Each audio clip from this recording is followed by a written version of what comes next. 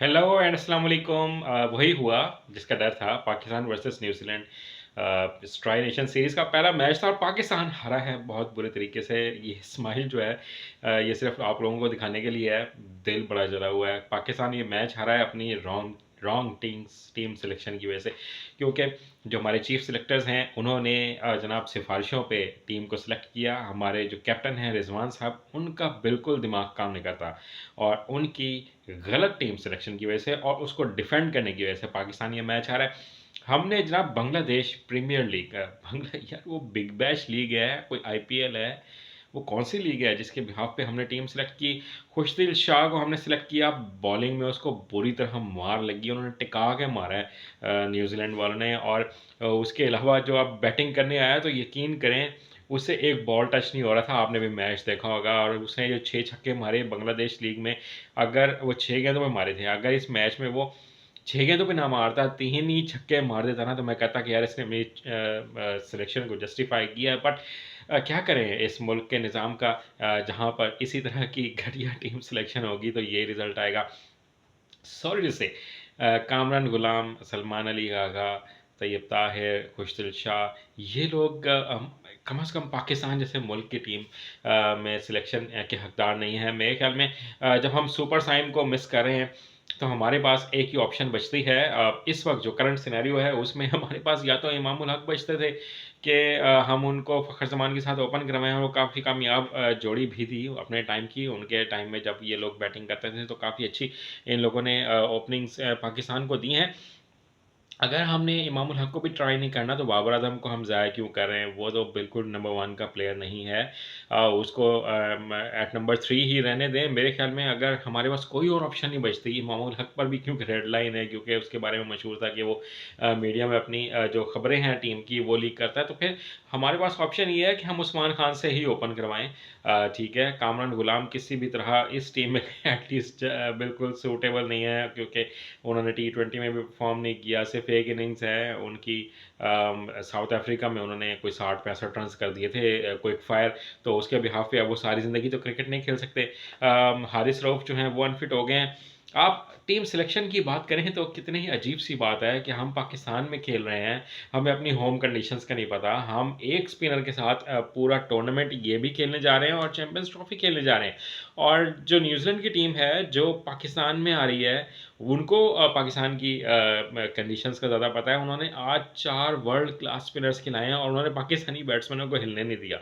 ये हम किस तरफ जा रहे हैं, मुझे ये समझ नहीं आती कि क्या हमारे दिमाग काम करना बंद हो गए हैं। रिजवान साहब का दिमाग बिल्कुल काम नहीं करता। चीफ सिलेक्टर्स जो हैं वो तो वैसे ही सिफारिशों पे चलते हैं। अब रिजवान को तो कम अज़ कम अपनी सिलेक्शन पे थोड़ा सा स्टैंड लेना चाहिए कि यार ये हम किस तरह की टीम सेलेक्ट कर रहे हैं। हमारे पास सुफियान मुकीम जो है वो बेहतरीन प्लेयर बनता हुआ नज़र आ रहा था, उसने जिम्बाब्वे के खिलाफ। और फिर साउथ अफ्रीका में, ऑस्ट्रेलिया में उसने टफ टाइम दिया, लेकिन हमने उसको ड्रॉप कर दिया कि जनाब वो रिस्ट स्पिनर है। तो क्या रिस्ट स्पिनर जो हैं वो नहीं खेलते हैं टीमों में?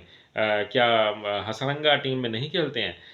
अगर और क्या शेन वॉर्न टीम में नहीं खेलते रहे? क्या बाकी शादाब खान वगैरह क्या टीम में नहीं खेलते रहे? खुशदिल शाह से तो बेहतर था कि हम शादाब खान को ही यार सेलेक्ट कर लेते। उसका जो सुसर है सकलन मुश्ताक, वो काफ़ी मेहनत कर रहा था उसके लिए। वो इससे बेहतर ही था, फील्डर भी बेहतर होना था उसने, टीम प्लेयर भी है। और क्या ठीक है, उसने बड़ी बुरी बुरी परफॉर्मेंसेस दी हैं। उससे 3-4 ओवर्स का स्पेल करवाते, उसे कहते हैं ये T20 मैच है, आपने सिर्फ 3-4 ओवर्स ही करने हैं। तो उसको उसी तरह से खिला लेते। मैं कोई बहुत बड़ा फ़ैन नहीं हूँ शादाब खान का, लेकिन वो खुशदिल शाह से और फ़हीम अशरफ से तो बेहतर प्लेयर है ना। हमें मेरे ख़्याल में कम से कम भी 2 स्पिनर्स इस टीम में ज़रूर डालने पड़ेंगे, क्योंकि मेरे ख़्याल में साजिद खान की जगह बनती थी और वो एक नीचे से आके हिटिंग भी कर लेता था। उसने टेस्ट मैचेस में ये दिखाया भी है कि वो आगे निकल के खेलता है, और यहाँ पर जहाँ स्पिनर्स ज़्यादा होंगे वहाँ पे आगे निकल के खेलने वाला प्लेयर काफ़ी कामयाब होगा। तो वेरी डिसअपॉइंटिंग परफॉर्मेंस। और मैं इससे भी ज़्यादा डिसअपॉइंटेड हूँ जो टीम सिलेक्शन है उस पे। मैंने सारी वीडियो उसी पे बात की है।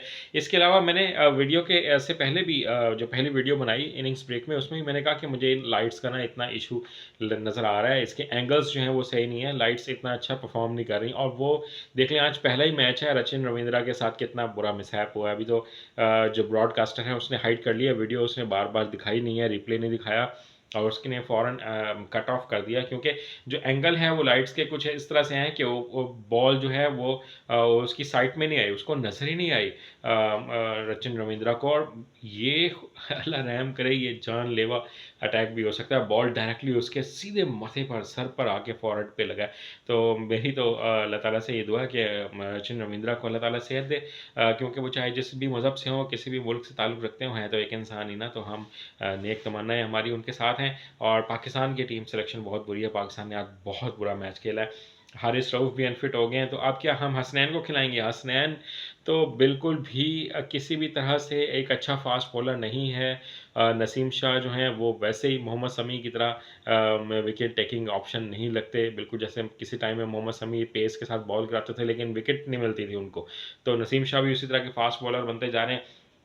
मेरे ख्याल में अगर हारिस रऊफ़ का ये प्रॉब्लम इसी तरह से परसिस्ट करता है, तो फिर एक फ़ास्ट बॉलर की जगह हमें मेरे ख्याल में स्पिनर को शामिल करना चाहिए, फ़ास्ट बॉलर को शामिल नहीं करना चाहिए।